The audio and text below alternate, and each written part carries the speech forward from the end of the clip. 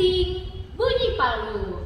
Tanda hidup, tanda kerja, tanda survive. Salam kehidupan, salam kerja, salam perjuangan. Salam, salam, salam. Dari Paroki Santa Maria Palu, mari berkatekese, bertumbuh dan bertambah dalam iman dan perbuatan. Halo semuanya, saya Angel dan juga di sini ada Siska dan Pastor Terry. Hari ini mari kita berbincang bersama mengenai tradisi memberkati rumah dengan kapur. Pastor, Iya. mau bertanya ini Pastor, minta maaf. Iya. Apa gerangan yang dimaksud dengan tradisi memberkati rumah dengan kapur, air, dan garam? Kenapa tidak sekalian ada ajinomoto atau minyak goreng atau vitsin, Pastor? Baik sekali Angel. Saya pikir yang menarik bagi kamu bukan mengapa pemberkatan rumah, tapi mengapa memakai kapur, air, dan garam, bahkan ajinomoto. Baik, dalam gereja Katolik kita mengenal begitu banyak tradisi dan kebiasaan yang menggunakan aneka simbol. Ada salib, lambang keselamatan, lambang penebusan. Ada juga roti dan anggur, lambang tubuh dan darah Kristus. Dan yang paling sering dan kita kenal misalnya lilin. Nah, kalau kamu melihat lilin, apa yang kamu pikir? Apa yang kamu bayangkan? Cahaya, Pastor, terang. Cahaya dan terang. Apalagi lilin itu biasanya Meleleh terus habis, meleleh. Pastor. Meleleh sampai habis. Dan ini menurut kamu melambangkan pribadi siapa? Pribadi Yesus. Tuhan Yesus. Dialah terang, dialah sang cahaya, dialah yang memberi dirinya sampai habis, tuntas, tas. Oke? Nah, begitu juga dalam gereja Katolik ada upacara pemberkatan rumah di mana digunakan kapur, di mana digunakan air berkat yang ditaburi garam. Oh, siap, Pastor. Nah, Pastor, kalau misalnya memberkati rumah pakai air dan garam, itu saya kayaknya sudah pernah dengar itu, Pastor. Oh, bagus sekali. Boleh juga kau. Biasanya orang muda kurang tahu, tapi ini tahu. Baik, apa yang kau tahu? Nah, dasarnya itu, Pastor, waktu Nabi Elisa menaburkan garam pada air yang tadinya itu membawa kematian. Lalu setelah itu jadinya membawa kehidupan. Hebat sekali Angel, mantap betul. Senang bertemu dengan orang muda yang tahu tentang kitab suci, tahu tentang iman, tahu tentang tradisi gereja. Betul. Pada waktu itu Nabi Elisa tinggal di kota Yeriko. Dan di situ ada sebuah sumber air yang murni, yang jernih, yang bening. Tapi penduduknya sedih. Jika ada binatang datang ke situ haus lalu mereka minum, matilah binatang ternak mereka. Bahkan jika manusia mengambil air dari sumber mata air ini dan minum, mereka akan mati, mereka akan binasa. Maka penduduk Yeriko datang kepada Nabi Elisa, mintalah kepada Tuhan Allahmu, mengapa air ini memberi kami kematian? Lalu Elisa berdoa dan Allah berpesan, ambillah garam, taburkanlah pada sumber air itu, maka air dan garam itu akan menjadi sumber berkat. Lalu sesudah dibuat demikian oleh Nabi Elisa, maka air itu diminum, memberi kehidupan. Bibit, penyakit, racun, kekuatan jahat yang ada di situ dimusnahkan, dikalahkan oleh garam yang diberkati Tuhan. Karena itu, kamu perhatikan Siska, pada malam Paskah, jika pastor memberkati air, kamu juga mesti naruh, bukan? Iya. Pastor menaruh apa? Naruh garam. Garam, benar sekali. Luar biasa. Ya, begitulah. Mengapa tadi Angel mengatakan dia tahu bahwa garam dipakai untuk ditaburkan pada air untuk menjadi air berkat. Oh. Begitu. Pastor. Nah, sebelumnya tadi saya dengar ada kata kapur, Pastor. Iya. Itu kenapa bisa ada kapur? Baik, kapur sebenarnya fungsinya biasa saja, ya. Kalau saya menulis di sebuah buku atau di sebuah benda, misalnya TP, semua orang akan tahu bahwa buku ini, benda ini adalah milik dari Terry Ponoban. Ya, maka kapur sebagai tanda menulis, tanda untuk menyatakan sesuatu, tanda menunjukkan kepemilikan. Begitu juga ada tradisi dalam gereja Katolik memberkati rumah dengan menggunakan kapur yang diberkati, dan di rumah itu ditulis sesuatu. Misalnya, Christus benedicat mansionem. Kristus memberkati rumah ini. Dengan adanya kapur dan tulisan itu menandakan bahwa rumah ini diberkati oleh Tuhan. Karena itu dalam tradisi ini yang paling penting, simbol paling penting adalah kapur.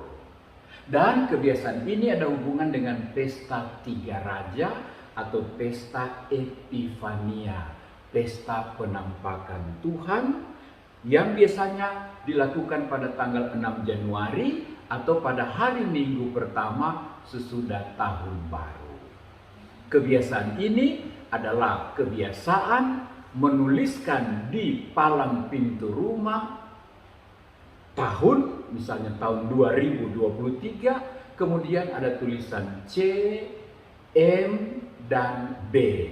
Kristus benedicat mansionem. Tuhan memberkati rumah ini. Oh, seperti itu, Pastor. Iya. Tapi kenapa di palang pintu rumah, Pastor? Ya, di palang pintu rumah. Di palang pintu rumah supaya mudah dilihat, ya. Sederhana saja, supaya mudah diingat. Lalu juga kan kita masuk rumah melalui pintu atau jendela Pintu. atau pagar. Lompat pagar. Oke, ada yang punya pengalaman lompat pagar ya? Kita kalau masuk rumah melalui pintu, dan biasa di bawah di pintu itu ada palangnya, paling atas tempat kita lewat, tempat kita masuk, tempat kita keluar.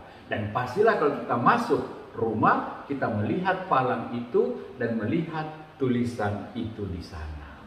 Tapi ini bukan cuma sekedar supaya mudah dilihat. Hal ini ada hubungan dengan kitab Keluaran pasal 12. Kamu masih ingat ketika orang Israel berada dalam perbudakan di Mesir, Tuhan ingin membebaskan mereka dari perbudakan, dan Tuhan menyuruh mereka menyembelih seekor anak domba muda, lalu darahnya dioleskan pada jenang pintu rumah orang Israel. Sehingga rumah yang diolesi darah anak domba tidak akan mengalami malapetaka berupa kematian, dan mereka akan didatangi, diselamatkan, dan ditolong oleh malaikat Tuhan untuk keluar dari perbudakan Mesir.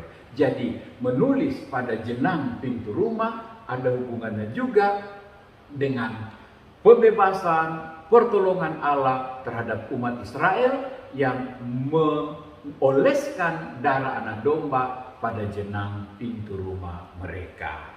Oh, iya Pastor. Saya ingat cerita Alkitab tentang itu. Mantap sekali. Waktu itu biasanya pernah di sekolah minggu ya? Betul, Pastor. Sekali.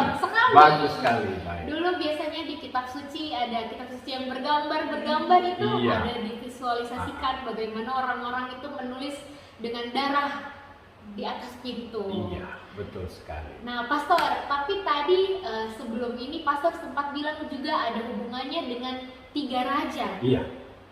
Apa hubungannya Pastor dengan pesta Tiga Raja? Baik. Pintar sekali kau Angel. Namanya saja Angel ya. Jadi hatinya, pikirannya mirip-mirip malaikat lah. Mirip tapi Betty. Beda tipis. Oke, tidak apa Angel ya. Baik, mengapa pada pesta Tiga Raja? Kamu tahu? Tiga raja ini dengan mengikuti cahaya bintang, mereka mencari raja damai yang baru lahir di Israel. Dan di mana mereka menemukan Raja Damai ini, di mana mereka menemukan Immanuel, Allah yang beserta kita ini, mereka menemukan di sebuah gua. Di gua ini mereka menemukan Yesus, Yosef, dan Maria. Ternyata Yesus bertinggal dalam sebuah keluarga. Ternyata Raja itu lahir dalam sebuah keluarga.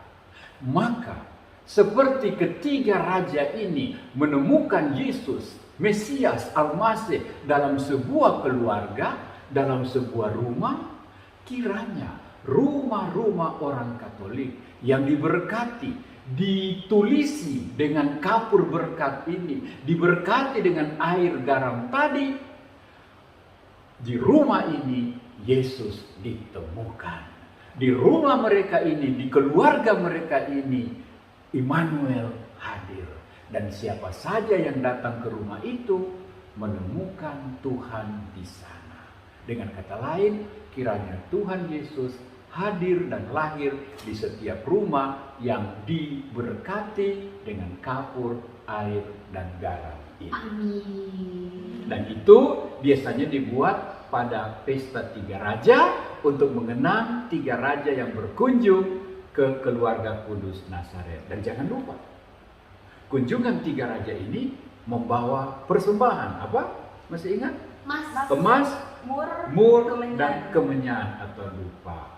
Ini barang-barang yang berharga. Ini adalah tanda-tanda kemuliaan, tanda-tanda berkat. Maka terkandung maksud juga agar di rumah kita, di keluarga kita, sepanjang tahun yang baru ini tak berkekurangan, tetapi berkelimpahan berkat-berkat surgawi maupun jasmani. Oke kan? Oke, Pastor. Amin. Bagus sekali. Baik, Pastor. Tadi kan ada yang ditulis di depan palang pintu rumah. Itu tulisannya apa ya, Pastor? Iya, kapur. Apa yang ditulis? Di situ ada angka 20 dan pada akhirnya 23. Kemudian di tengahnya ada C, ada B, ada M. Nah, 2023 ini menunjuk pada apa menurut kamu? 2023 menunjuk pada tahun ini, tahun baru ini. Di awal tahun 2023 ini, C, M, B. Kalau diingat huruf C, M, dan B ada hubungan dengan tiga raja, apa yang kamu ingat? Nama tiga raja. Nama tiga raja. Yang C untuk Kaspar, Melchior, dan Baltasar. Baltasar. Betul sekali. Kaspar, Melchior, dan Baltasar nama ketiga raja. Tapi anak-anakku, Kaspar, Melchior, Baltasar ini bisa diberi arti lain sesuai CMB ini dalam bahasa Latin. C berarti Kristus, B berarti Benedicat, dan M berarti Mansionem, yang berarti Kristus Benedicat Mansionem.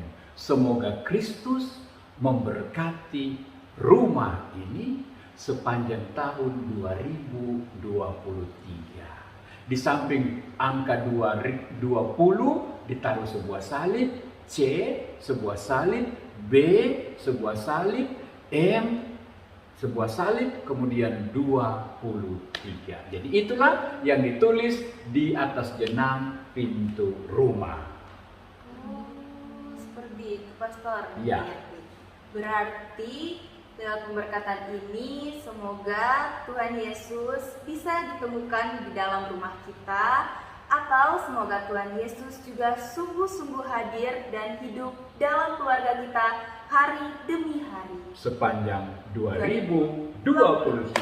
Amin. Ya. Juga semoga kebaikan, aneka berkat dan rahmat memenuhi keluarga kita semua.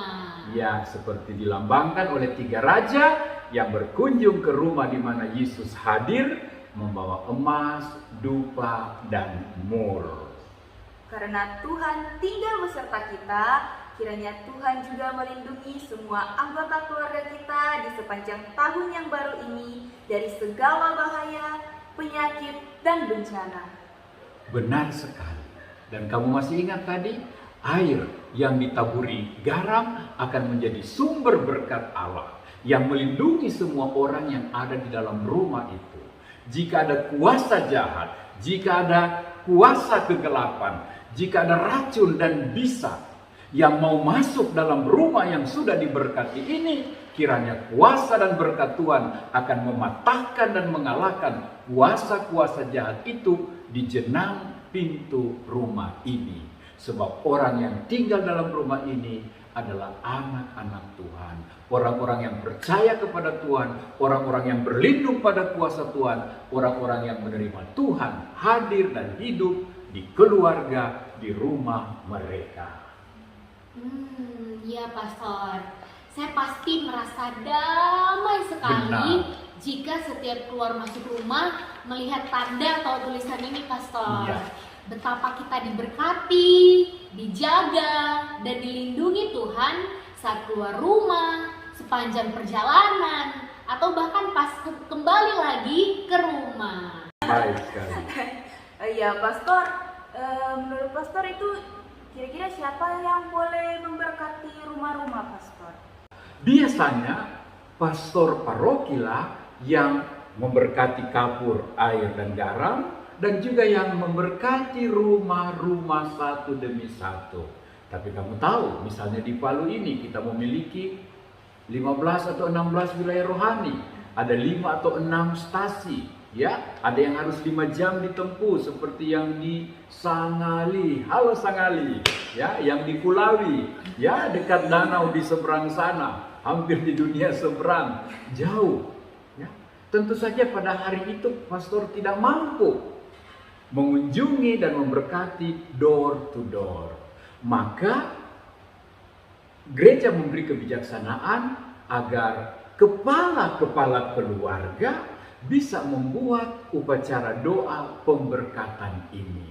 Doa-doanya disiapkan, tidak repot, dan intinya adalah tulisan huruf-huruf tadi di jenang pintu rumah, tentu dengan menggunakan kapur, air dan garam yang sudah diberkati. Itulah sebabnya selain pimpinan umat, kepala-kepala keluarga juga bisa memberkati rumah mereka masing-masing. Seperti itu Pastor. Baik, Iya. terima kasih Pastor penjelasannya. Sekarang jadi tahu, jadi Iya. buka jelas kenapa seperti itu. Iya. Nah Pastor, tapi kalau boleh masih ada satu lagi pertanyaan. Silakan. Pastor. Nah, Pesta Tiga Raja adalah juga pesta anak dan remaja misioner di seluruh dunia. Dan Pastor, apa hubungannya sekami dengan Tiga Raja?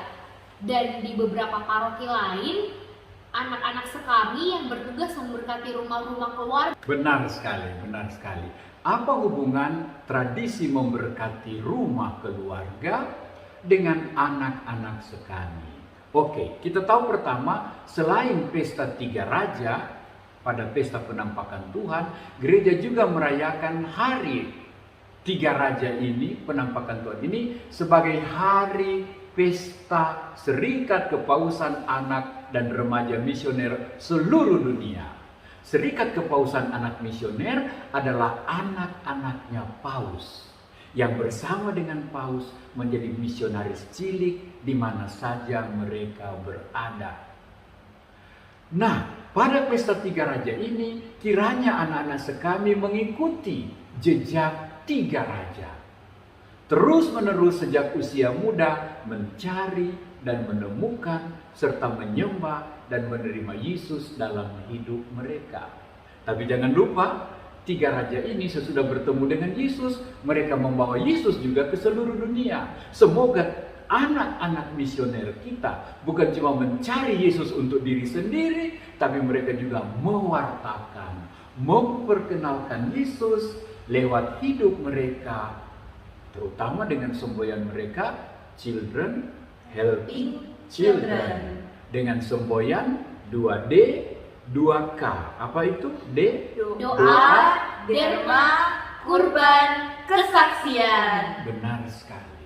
Melalui hal-hal ini, mereka bagaikan raja-raja kecil yang mewartakan Kristus.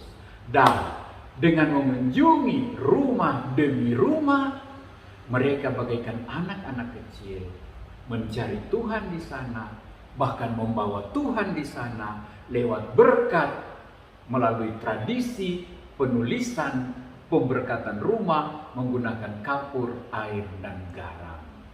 Semoga anak-anak misioner yang ada di seluruh dunia, bayangkan, mereka ada di mana-mana. Jika hari ini mereka mengunjungi rumah-rumah di dekat tempat tinggal mereka, hampir semua rumah Katolik di dunia ini akan diberkati. Tuhan akan tinggal di rumah itu. Tuhan akan melindungi penghuni rumah itu dari segala mara bahaya, kuasa jahat, dan penyakit. Tuhan bisa ditemukan juga oleh siapa saja, ada hadir dan hidup dalam keluarga itu. Semoga anak-anak misioner, halo anak-anak misioner dimanapun kamu berada, hari ini kunjungilah, bawalah berkat Tuhan, biarlah Tuhan Yesus bertinggal di semua rumah umat Katolik. Dengan demikian, bukan hanya children helping children, tapi children helping family. Anak-anak hari ini membawa berkat untuk keluarga-keluarga Katolik di mana saja. Salam misioner 2D 2K.